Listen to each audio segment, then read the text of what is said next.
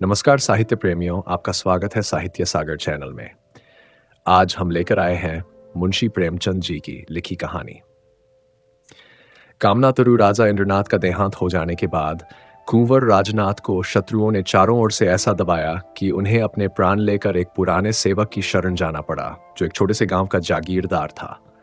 कुंवर स्वभाव से ही शांति प्रिय, रसिक, हंस खेल कर समय काटने वाले युवक थे। रणक्षेत्र की अपेक्षा कवित्व के क्षेत्र में अपना चमत्कार दिखाना उन्हें अधिक प्रिय था। रसिक जनों के साथ किसी वृक्ष के नीचे बैठे हुए काव्य चर्चा करने में उन्हें जो आनंद मिलता था, वह शिकार या राज दरबार में नहीं। इस पर्वतमालाओं से घिरे हुए गांव में आकर उन्हें जिस शांति और आनंद का अनुभव हुआ, उसके बदले में वह ऐसे ऐसे कई राज्य त्याग कर सकते थे। ये पर्वतमालाओं की मनोहर छटा, ये नेत्रारंजक हरियाली, ये जल प्रवाह की मधुर वीणा, ये पक्षियों की मीठी बोलियां, ये मृग शावकों की छलांगें, ये बछड़ों की कुलेलें, ये ग्राम निवासियों की बालोचित सरलता, यह रमणियों की संकोच में चपलता, ये सभी बातें उनके लिए नई थीं। पर इन सबों से बढ़कर जो वस्तु उनको आकर्षित करती थी, वह जागीरदार की युवती कन्या चंदा थी। चंदा घर का सारा काम काज आप ही करती थी। उसको माता की गोद में खेलना नसीब ही न हुआ था। पिता की सेवा ही में रत रहती थी। उसका विवाह इसी साल होने वाला था कि इसी बीच में कुंवर जी ने आकर उसके जीवन में नवीन भावनाओं और आशाओं को अंकुरित कर दिया। उसने अपने पति का जो चित्र मन में खींच रखा था, वही मानो रूप धारण करके उसके सम्मुख आ गया। कुंवर की आदर्श रमणी भी चंदा ही के रूप में अवतरित हो गई। लेकिन कुंवर समझते थे, मेरे ऐसे भाग्य कहाँ। चंदा भी समझती थी, कहाँ यह और कहाँ मैं। दोपहर का समय था और जेठ का महीना। खपरैल का घर भट्ठी की भांति तपने लगा। खस की टट्टियों और तहखानों में रहने वाले राजकुमार का चित्त गर्मी से इतना बेचैन हुआ कि वह बाहर निकल आए और सामने के बाग में जाकर एक घने वृक्ष की छांव में बैठ गए। सहसा उन्होंने देखा, चंदा नदी से जल की गागर लिए चली आ रही है। नीचे जलती हुई रेत थी, ऊपर जलता हुआ सूर्य लू से दे झुलसी जाती थी। कदाचित इस समय प्यास से तड़पते हुए आदमी की भी नदी तक जाने की हिम्मत न पड़ती। चंदा क्यों पानी लेने गई थी? घर में पानी भरा हुआ है, फिर इस समय वह क्यों पानी लेने निकली? कुंवर दौड़कर उसके पास पहुंचे और उसके हाथ से गागर छीन लेने की चेष्टा करते हुए बोले, मुझे दे दो और भागकर छां में चली जाओ। इस समय पानी का क्या काम था? चंदा ने गागन छोड़ी, सिर से खिसका हुआ अंचल संभाल कर बोली, तुम इस समय कैसे आ गए? शायद मारे गर्मी के अंदर न रह सके। कुंवर, मुझे दे दो, नहीं तो मैं छीन लूंगा। चंदा ने मुस्कुराकर कहा, राजकुमारों को गागर लेकर चलना शोभा नहीं देता। कुंवर ने गागर का मुंह पकड़ कहा, इस अपराध का बहुत दंड सह चुका हूं। चंदा, अब तो अपने को राजकुमार कहने में भी लज्जा आती है। चंदे को धूप में खुद हैरान होते हो और मुझे भी हैरान करते हो। गागर छोड़ दो, सच कहती हूं, पूजा का जल है। कुंवर, क्या मेरे जाने से पूजा का जल अपवित्र हो जाएगा? चंदा, अच्छा भाई, नहीं मानते तो तुम ही ले चलो। हाँ, नहीं तो। कुंवर गागर लेकर आगे आगे चले, चंदा पीछे हो ली। बगीचे में पहुंचे तो चंदा एक छोटे से पौधों के पास रुककर बोली, इसी देवता की पूजा करनी है, गागर रख दो। कुंवर ने आश्चर्य से पूछा, यहां कौन देवता है चंदा? मुझे तो नहीं नजर आता। चंदा ने पौधों को सींचते हुए कहा, यही तो मेरा देवता है। पानी पीकर पौधों की मुरझाई हुई पत्तियां हरी हो गई, मानो उनकी आंखें खुल गई हो। कुंवर ने पूछा, यह पौधा क्या तुमने लगाया है चंदा? चंदा ने पौधों को एक सीधी लकड़ी से बांधते हुए कहा, हाँ, उसी दिन तो जब तुम यहां आए। यहां पहले मेरी गुड़ियों का घरौंदा था। मैंने गुड़ियों पर छां करने के लिए अमोला लगा दिया था। फिर मुझे इसकी याद नहीं रही, घर के काम धंधों में भूल गई। जिस दिन तुम यहां आए, मुझे न जाने क्यों इस पौधों की याद आ गई। मैंने आकर देखा तो वह सूख गया था। मैंने तुरंत पानी लाकर इसे सींचा तो कुछ कुछ ताजा होने लगा। तब से इसे सींचती हूं। देखो कितना हरा भरा हो गया है। यह कहते कहते उसने सिर उठाकर कुंवर की ओर ताकते हुए कहा, और सब काम भूल जाओ, पर इस पौधों को पानी देना नहीं भूलती। तुम ही इसके प्राणदाता हो। तुम ही ने आकर इसे जिला दिया, नहीं तो बेचारा सूख गया होता। यह तुम्हारे शुभागमन का स्मृति चिन्ह है। जरा इसे देखो, मालूम होता है हंस रहा है। मुझे तो जान पड़ता है कि यह मुझसे बोलता है। सच कहती हूं, कभी यह रोता है, कभी हंसता है, कभी रूठता है। आज तुम्हारा लाया हुआ पानी पाकर यह फूला नहीं समाता। एक एक पत्ता तुम्हें धन्यवाद दे रहा है। कुंवर को ऐसा जान पड़ा, मानो वह पौधा कोई नन्हा सा क्रीडाशील बालक है। जैसे चुंबन से प्रसन्न होकर बालक गोद में चढ़ने के लिए दोनों हाथ फैला देता है, उसी भांति ये पौधा भी हाथ फैलाए जान पड़ा। उसके एक एक अणु में चंदा का प्रेम झलक रहा था। चंदा के घर में खेती के सभी औजार थे। कुंवर एक फावड़ा उठा लाए और पौधों का एक थाला बनाकर चारों ओर ऊंची मेंढ उठा दी। फिर खुरपी लेकर अंदर की मिट्टी को गोंद दिया। पौधा और भी लहला उठा। चंदा बोली, कुछ सुनते हो, क्या कह रहा है? कुंवर ने मुस्कुराकर कहा, हाँ, कहता है अम्मा की गोद में बैठूंगा। चंदा ही कह रहा है, इतना प्रेम करके फिर भूल न जाना। मगर कुंवर को अभी राजपुत्र होने का दंड भोगना बाकी था। शत्रुओं को न जाने कैसे उनकी टोह मिल गई। इधर तो हितचिंतकों के आग्रह से विवश होकर बूढ़ा कुबेर सिंह चंदा और कुंवर के विवाह की तैयारियां कर रहा था। उधर शत्रुओं का एक दल सिर पर आ पहुंचा। कुंवर ने उस पौधों के आसपास फूल पत्तों लगाकर एक फुलवाड़ी सी बना दी थी। पौधों को सींचना अब उनका काम था। प्रातकाल वह कंधों पर कांवड़ रखे नदी से पानी ला रहे थे कि 10-12 आदमियों ने उन्हें रास्ते में घेर लिया। कुबेर सिंह तलवार लेकर दौड़ा, लेकिन शत्रुओं ने उसे मार गिराया। अकेला अस्त्रहीन कुंवर क्या करता? कंधों पर कांवड़ रखे हुए बोला, अब क्यों मेरे पीछे पड़े हो भाई? मैंने तो सब कुछ छोड़ दिया। सरदार बोला, हमें आपको पकड़ ले जाने का हुक्म है। तुम्हारा स्वामी मुझे इस दशा में भी नहीं देख सकता। खैर, अगर धर्म समझो तो कुबेर सिंह की तलवार मुझे दे दो, अपनी स्वाधीनता के लिए लड़कर प्राण दूं। इसका उत्तर यही मिला कि सिपाहियों ने कुंवर को पकड़कर मुश्किल कस दी और उन्हें एक घोड़े पर बिठाकर घोड़े को भगा दिया। कांवर वहीं पड़ी रह गई। उसी समय चंदा घर से निकली। देखा कांवर पड़ी हुई है और कुंवर को लोग घोड़े पर बिठाए जा रहे हैं। चोट खाए हुए पक्षी की भांति वह कई कदम दौड़ी, फिर गिर पड़ी। उसकी आंखों में अंधेरा छा गया। सहसा उसकी दृष्टि पिता की लाश पर पड़ी। वह घबरा कर उठी और लाश के पास जा पहुंची। कुबेर अभी मरा न था, प्राण आंखों में अटके हुए थे। चंदा को देखते ही क्षीण स्वर में बोला, बेटी। कुंवर इसके आगे वह कुछ न कह सका। प्राण निकल गए, पर इस शब्द कुंवर ने उसका आशय प्रकट कर दिया। 20 वर्ष बीत गए। कुंवर कैद से न छूट सके। ये एक पहाड़ी किला था। जहां तक निगाह जाती पहाड़ियां ही नजर आती। किले में उन्हें कोई कष्ट न था। नौकर चाकर, भोजन, वस्त्र, सैर शिकार, किसी बात की कमी न थी। पर उस वियोगाग्नि को कौन शांत करता जो नित्य कुंवर के हृदय में जला करती थी। जीवन में अब उनके लिए कोई आशा न थी, कोई प्रकाश न था। अगर कोई इच्छा थी तो यही कि एक बार उस प्रेम तीर्थ की यात्रा कर ले जहां उन्हें वह सब कुछ मिला जो मनुष्य को मिल सकता है। हाँ, उनके मन में एकमात्र यही अभिलाषा थी कि उन पवित्र स्मृतियों से रंजित भूमि के दर्शन करके जीवन का उसी नदी के तट पर अंत कर दें। वही नदी का किनारा, वही वृक्ष का कुंज, वही चंदा का छोटा सा सुंदर घर उसकी आंखों में फिरा करता। और वह पौधा जिसे उन दोनों ने मिलकर सींचा था, उसमें तो मानो उसके प्राण ही बसते थे। क्या वह दिन भी आएगा जब वह उस पौधों को हरी हरी पत्तियों से लदा हुआ देखेगा? कौन जाने, वह अब है भी या सूख गया। कौन अब उसको सींचता होगा? चंदा इतने दिनों अविवाहित थोड़ी ही बैठी होगी। ऐसा संभव भी तो नहीं। उसे अब मेरी सुध भी न होगी। हाँ, शायद कभी अपने घर की याद खींच लाती हो तो पौधों को देखकर उसे मेरी याद आ जाती हो। मुझ जैसे अभागे के लिए इससे अधिक वह और कर ही क्या सकती है। उस भूमि को एक बार देखने के लिए वह अपना जीवन दे सकता था, पर यह अभिलाषा न पूरी होती थी। आह! एक युग बीत गया। शोक और नैराश्य ने उठती जवानी को कुचल दिया। न आंखों में ज्योति रही, न पैरों में शक्ति। जीवन क्या था? एक दुखदाई स्वप्न था। उस सहन अंधकार में उसे कुछ न सूझता था। बस जीवन का आधार एक अभिलाषा थी, एक सुखद जो जीवन में न जाने कब उसने देखा था। एक बार फिर वही स्वप्न देखना चाहता था। उसे कोई इच्छा रहना है, उसे कोई इच्छा न रहेगी। सारा अनंत भविष्य, सारी अनंत चिंताएं इसी एक स्वप्न में लीन हो जाती थीं।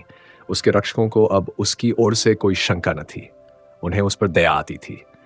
रात को पहरे पर केवल कोई एक आदमी रह जाता था और लोग मीठी नींद सोते थे।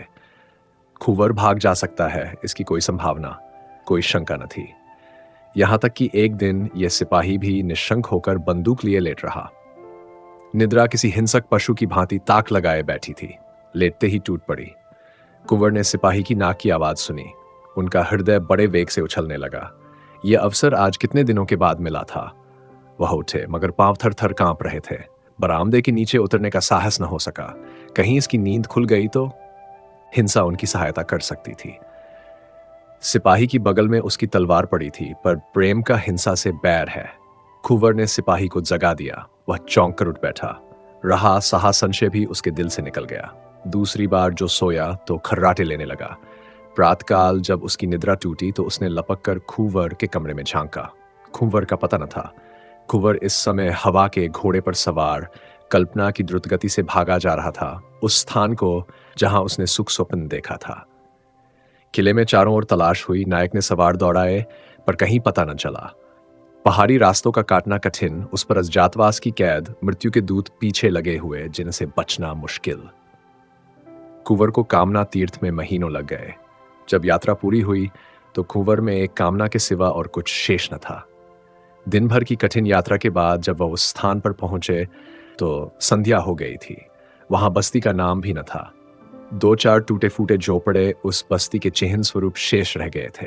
वह झोपड़ा जिसमें कभी प्रेम का प्रकाश था, जिसके नीचे उन्होंने जीवन के सुखमय दिन काटे थे, जो उनकी कामनाओं का आगार और उपासना का मंदिर था, अब उनकी अभिलाषाओं की भांति भग्न हो गया था। झोपड़े की भग्नावस्था मूक भाषा में अपनी करुण कथा सुना रही थी। कुंवर उसे देखते ही चंदा चंदा पुकारते हुए दौड़े। उन्होंने उस रज को माथे पर मला मानो किसी देवता की विभूति हो, और उसकी टूटी हुई दीवारों से चिमटकर बड़ी देर तक रोते रहे। हाय रे अभिलाषा! वह रोने ही के लिए इतनी दूर से आए थे। रोने की अभिलाषा इतने दिनों से उन्हें विकल कर रही थी, पर इस रुदन में कितना स्वर्गीय आनंद था। क्या समस्त संसार का सुख इन आंसुओं की तुलना कर सकता था? तब वह झोपड़े से निकले। सामने मैदान में एक वृक्ष हरे हरे नवीन पल्लवों को गोद में लिए मानो उनका स्वागत करने खड़ा था। यह वह पौधा है जिसे आज से 20 वर्ष पहले दोनों ने आरोपित किया था। कुंवर उन्मत्ता की भांति दौड़े और जाकर उस वृक्ष से लिपट गए, मानो कोई पिता अपने मातृहीन पुत्र को छाती से लगाए हुए हो। यह उसी प्रेम की निशानी है, उसी अक्षय प्रेम की जो इतने दिनों के बाद आज इतना विशाल हो गया है।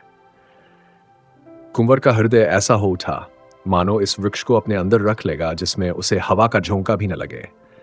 उसके एक एक पल्लव पर चंदा की स्मृति बैठी हुई थी। पक्षियों का इतना रम्य संगीत क्या कभी उन्होंने सुना था? उनके हाथों में दम न था। सारी देह भूख प्यास और थकान से शिथिल हो रही थी, पर वह उस वृक्ष पर चढ़ गए। इतनी फुर्ती से चढ़े कि बंदर भी न चढ़ता। सबसे ऊंची फुनगी पर बैठकर उन्होंने चारों ओर गर्वपूर्ण दृष्टि डाली। यही उनकी कामनाओं का स्वर्ग था। सारा दृश्य चंदा में हो रहा था। दूर की नीली पर्वत श्रेणियों पर चंदा बैठी गा रही थी। आकाश में तैरने वाली लालिमामी नौकाओं पर चंदा ही उड़ी जाती थी। सूर्य की श्वेत पीत प्रकाश की रेखाओं पर चंदा ही बैठी हंस रही थी। कुंवर के मन में आया, पक्षी होता तो इन्हीं डालियों पर बैठा हुआ जीवन के दिन पूरे करता। जब अंधेरा हो गया तो कुंवर नीचे उतरे और उसी वृक्ष के नीचे थोड़ी सी भूमि झाड़कर पत्तियों की शैया बनाई और लेटे। यही उनके जीवन का स्वर्ण स्वप्न था। आह, यही वैराग्य! अब वह इस वृक्ष की शरण छोड़कर कहीं न जाएंगे। दिल्ली के तख्त के लिए भी वह इस आश्रम को न छोड़ेंगे। उसी स्निग्ध अमल चांदनी में सहसा एक पक्षी आकर उस वृक्ष पर बैठा और दर्द में डूबे हुए स्वरों में गाने लगा। ऐसा जान पड़ा मानो वह वृक्ष सिरधुन रहा है। वह नीरव रात्रि उस वेदना में संगीत से हिल उठी। कुंवर का हृदय इस तरह हैंठने लगा मानो वह फट जाएगा। स्वर में करुणा और वियोग के तीर से भरे हुए थे। आह पक्षी, तेरा भी जोड़ा अवश्य बिछुट गया है। नहीं तो तेरे राग में इतनी व्यथा, इतना विषाद, इतना रुदन कहां से आता? कुंवर के हृदय के टुकड़े हुए जाते थे। एक एक स्वर तीर की भांति दिल को छेदे डालता था। वह बैठे न रह सके। उठकर आत्मविस्मृति की दशा में दौड़े हुए झोपड़े में गए। वहां से फिर वृक्ष के नीचे आए। उस पक्षी को कैसे पाए? कहीं दिखाई नहीं देता। पक्षी का गाना बंद हुआ तो कुंवर को नींद आ गई। उन्हें स्वप्न में ऐसा जान पड़ा कि वही पक्षी उनके समीप आया। कुंवर ने ध्यान से देखा तो वह पक्षी न था, चंदा थी। हाँ, प्रत्यक्ष चंदा थी। कुंवर ने पूछा, चंदा, ये पक्षी यहां कहां? चंदा ने कहा, मैं ही तो पक्षी हूं। कुंवर, तुम पक्षी हो? क्या तुम ही गा रही थी? चंदा, हाँ प्रियतम, मैं ही गा रही थी। इसी तरह रोते रोते एक युग बीत गया। कुंवर, तुम्हारा घोंसला कहाँ है? चंदा, उसी झोपड़े में जहां तुम्हारी खाट थी। उसी खाट के बांध से मैंने अपना घोंसला बनाया है। कुंवर, और तुम्हारा जोड़ा कहाँ है? चंदा, मैं अकेली हूं। चंदा को अपने प्रियतम के स्मरण करने में, उसके लिए रोने में जो सुख है वह जोड़े में नहीं। मैं इसी तरह अकेली रहूंगी और अकेली मरूंगी। कुंवर, मैं क्या पक्षी नहीं हो सकता? चंदा चली गई। कुंवर की नींद खुल गई। उषा की लालिमा आकाश पर छाई हुई थी और वह चिड़िया कुंवर की शैया के समीप एक डाल पर बैठी चहक रही थी। अब उस संगीत में करुणा न थी, विलाप न था, उसमें आनंद था, चापल्य था, सारल्य था। वह वियोग का करुण क्रंदन नहीं, मिलन का मधुर संगीत था। कुंवर सोचने लगे, इस स्वप्न का क्या रहस्य है? कुंवर ने शैया से उठते ही एक झाड़ू बनाई और झोपड़े को साफ करने लगे। उनके जीते जी इसकी ये भग्न दशा नहीं रह सकती। वह इसकी दीवारें उठाएंगे, इस पर छप्पर डालेंगे, इसे लीपेंगे। इसमें उनकी चंदा की स्मृति वास करती है। झोपड़े के एक कोने में वह कांवड़ रखी हुई थी, जिस पर पानी ला कर वह इस वृक्ष को सींचते थे। उन्होंने कांवड़ उठा ली और पानी लाने चले। 2 दिन से कुछ भोजन न किया था। रात को भूख लगी हुई थी, पर इस समय भोजन की बिल्कुल इच्छा न थी। देह में एक अद्भुत स्फूर्ति का अनुभव होता था। उन्होंने नदी से पानी ला कर मिट्टी भिगोना शुरू किया। दौड़े जाते थे और दौड़े आते थे। इतनी शक्ति उनमें कभी न थी। एक ही दिन में इतनी दीवार उठ गई जितनी 4 मजदूर भी न उठा सकते थे। और कितनी सीधी चिकनी दीवार थी कि कारीगर भी देखकर लज्जित हो जाता। प्रेम की शक्ति अपार है। संध्या हो गई। चिड़ियों ने बसेरा लिया, वृक्षों ने भी आंखें बंद की, मगर कुंवर को आराम कहां? तारों के मलिन प्रकाश में मिट्टी के रद्दे रखे जा रहे थे। हाय रे कामना, क्या तू इस बेचारे के प्राण ही लेकर छोड़ेगी? वृक्ष पर पक्षी का मधुर स्वर सुनाई दिया। कुंवर के हाथ से घड़ा छूट पड़ा। हाथ और पैरों में मिट्टी लपेटकर वह वृक्ष के नीचे जाकर बैठ गए। उस स्वर में कितना लालित्य था, कितना उल्लास, कितनी ज्योति। मानव संगीत इसके सामने बेसुरा आलाप था। उसमें यह जागृति, यह अमृत, यह जीवन कहां? संगीत के आनंद में विस्मृति है, पर वह विस्मृति कितनी स्मृति में होती है। अतीत को जीवन और प्रकाश से रंजित करके प्रत्यक्ष कर देने की शक्ति संगीत के सिवा और कहां है? कुंवर के हृदय नेत्रों के सामने वह दृश्य खड़ा हुआ जब चंदा इसी पौधों को नदी से जल लाला कर सींचती थी। हाय, क्या वे दिन फिर आ सकते हैं? सहसा एक बटोही आकर खड़ा हो गया और कुंवर को देखकर वह प्रश्न करने लगा, जो साधारणत 2 अपरिचित प्राणियों में हुआ करते हैं। कौन हो, कहां से आते हो, कहां जाओगे? पहले वह भी इसी गांव में रहता था, पर जब गांव उजड़ गया तो समीप के एक दूसरे गांव में जा बसा था। अब भी उसके खेत यहां थे। रात को जंगली पशु से अपने खेतों की रक्षा करने के लिए वह आकर सोता था। कुंवर ने पूछा, तुम्हें मालूम है इस गांव में एक कुबेर सिंह ठाकुर रहते थे? किसान ने बड़ी उत्सुकता से कहा। हाँ हाँ भाई, जानता क्यों नहीं, बेचारे यहीं तो मारे गए। तुमसे भी क्या जान पहचान थी? कुंवर, हाँ, उन दिनों कभी कभी आया करता था। मैं भी राजा की सेवा में नौकर था। उनके घर में और कोई न था। किसान, अरे भाई कुछ न पूछो, बड़ी करुण कथा है। उनकी स्त्री तो पहले ही मर चुकी थी, केवल लड़की बच रही थी। आह, कैसी सुशीला, कैसी सुघड़ लड़की थी। उसे देखकर आंखों में ज्योति आ जाती थी। बिल्कुल स्वर्ग की देवी जान पड़ती थी। जब कुबेर सिंह जीता था तभी कुंवर राजनाथ यहां भाग कर आए थे और उसके यहां रहे थे। उस लड़की की कुंवर से कहीं बातचीत हो गई। जब कुंवर को शत्रुओं ने पकड़ लिया तो चंदा घर में अकेली रह गई। गांव वालों ने बहुत चाहा कि उसका विवाह हो जाए। उसके लिए वरों का तोड़ा न था भाई। ऐसा कौन था जो उसे पाकर अपने को धन्य न मानता? पर वह किसी से विवाह करने पर राजी न हुई। ये पेड़ जो तुम देख रहे हो तब छोटा सा पौधा था। इसके आसपास फूलों की कई और क्यारियां थीं। इन्हीं को गोड़ने, निराने, सींचने में उसका दिन कटता था। बस यही कहती थी कि हमारे कुंवर आते होंगे। कुंवर की आंखों से आंसू की वर्षा होने लगी। मुसाफिर ने जरा दम लेकर कहा, दिन दिन घुलती जाती थी। तुम्हें विश्वास ना आएगा भाई, उसने 10 साल इसी तरह काट दिए। इतनी दुर्बल हो गई थी कि पहचानी न जाती थी, पर अब भी उसे कुंवर साहब के आने की आशा बनी हुई थी। आखिर एक दिन इसी वृक्ष के नीचे उसकी लाश मिली। ऐसा प्रेम कौन करेगा भाई? कुंवर न जाने मरे कि जिए। कभी उन्हें इस विरहिणी की याद भी आती है कि नहीं, पर इसने तो प्रेम को ऐसा निभाया जैसा चाहिए। कुंवर को ऐसा जान पड़ा मानो हृदय फटाजार वह इल्जाम कर बैठ गए। मुसाफिर के हाथ में एक सुलगता हुआ उपला था। उसने चिल्मा भरी और 2-4 दम लगाकर बोला, उसके मरने के बाद ये हर गिर गया। अब तो और भी सुनसान हो गया। 2-4 आदमी यहाँ बैठते थे। अब तो चिड़िया का पूत भी यहाँ नहीं आता। उसके मरने का 1 महीने के बाद यह ही चिड़िया इस पेड़ पर बोलती हुई सुनाइब से बराबर से यहाँ बोलते सुनता हूँ। रात को सभी चिड़िया सो जाती है, पर यह रात भर बोलती रहती है। इसका जोड़ा कभी नहीं दिखाई दिया, बस फुटैल है। दिन भर उसी झोपड़े में पड़ी रहती है, रात को इस पेड़ पर आकर बैठती है, मगर इस समय इसके गाने में कुछ और ही बात है, नहीं तो सुनकर रोना आता है। ऐसा जान पड़ता है, मानो कोई कलेजे को महसूस रहा है। मैं तो कभी कभी पड़े पड़े रो दिया करता हूँ। सब लोग कहते हैं कि ये वही चंदा है, अब भी कुंवर के वियोग में विलाप कर रही है। मुझे भी ऐसा जान पड़ता है। आज न जाने क्यों मगन है। किसान तंबाकू पीकर सो गया।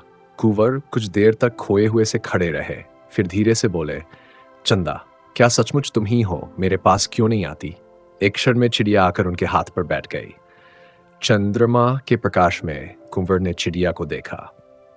ऐसा जान पड़ा मानो उनकी आंखें खुल गई हों, मानो आंखों के सामने से कोई आवरण हट गया हो। पक्षी के रूप में भी चंदा की मुखाकृति अंकित थी। दूसरे दिन किसान सोकर उठा तो कुंवर की लाश पड़ी हुई थी। कुंवर अब नहीं है, किंतु उनके झोपड़े की दीवारें बन गई हैं।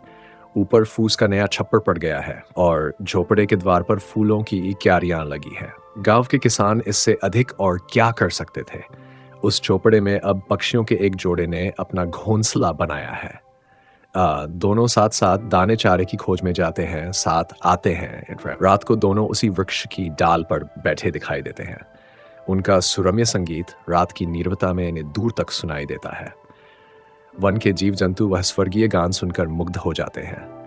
यह पक्षियों का जोड़ा कुंवर और चंदा का जोड़ा है, इसमें किसी को संदेह नहीं है। एक बार एक व्याध ने इन पक्षियों को फंसाना चाहा, पर गांव वालों ने उसे मारकर भगा दिया। यदि इस प्रस्तुति ने आपके हृदय को स्पर्श किया हो तो कृपया इस वीडियो को लाइक करें, कमेंट करें और साहित्य सागर चैनल को सब्सक्राइब करना न भूलें। धन्यवाद।